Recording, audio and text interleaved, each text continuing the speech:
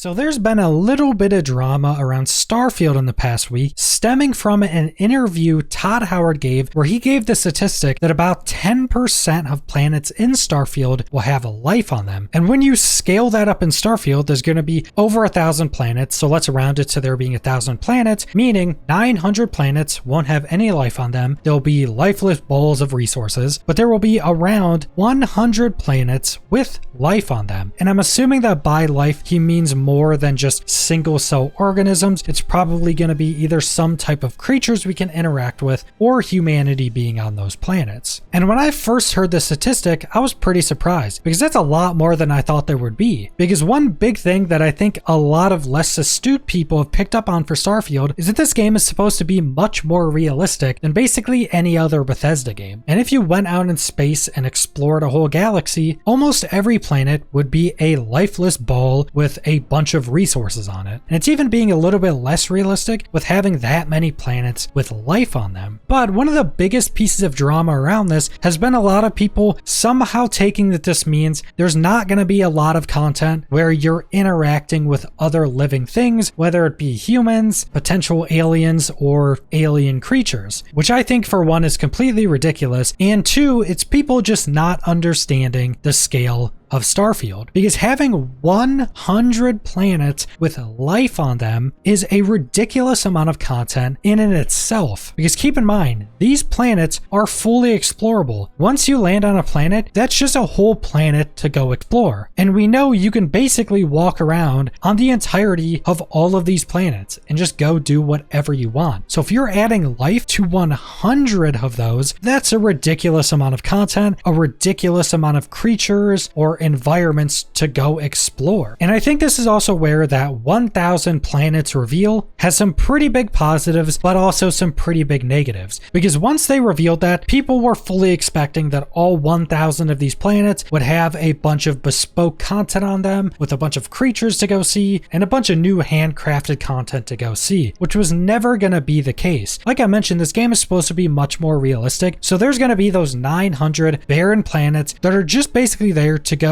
either harvest resources or to go make your own outposts on. Also, I think a small part of it was probably due to knowing modders would be able to make just ridiculous things with this many empty planets, but putting the mods to the side, you're not really supposed to be exploring all of these 1,000 planets in a playthrough. You're probably only going to get to a small fraction of them for the vast majority of players, meaning you're probably not going to be visiting tons and tons of planets that have no life on them. Because when you're riding around in your spaceship looking for new planets to explore, you can scan those planets, see what resources are on them, and see if there's any life on them. So most people aren't just going to go through and go to dozens of empty planets that they know are empty to try to explore them. Most people are going to go to some of those empty planets to maybe make an outpost, gather some resources, but they're primarily going to be focusing on planets with life on them, with point of interest to go explore, and probably even focusing more on planets with other humanoids or intelligent life on them. So as you can probably tell, I think it's pretty ridiculous that a lot of people have now been thinking that Starfield is going to primarily be all these barren planets with nothing interesting and no life on them. Because 100 planets with life on them is going to take most players probably upwards of thousands of hours to just explore all of the planets with life on them, not even getting into trying to complete all of the different quests or creating outposts on the more barren planets. So I think the worry of Starfield being barren and not having a lot of content is completely ridiculous and something that you don't need to worry about. But that's all I want to go over. So thanks for watching.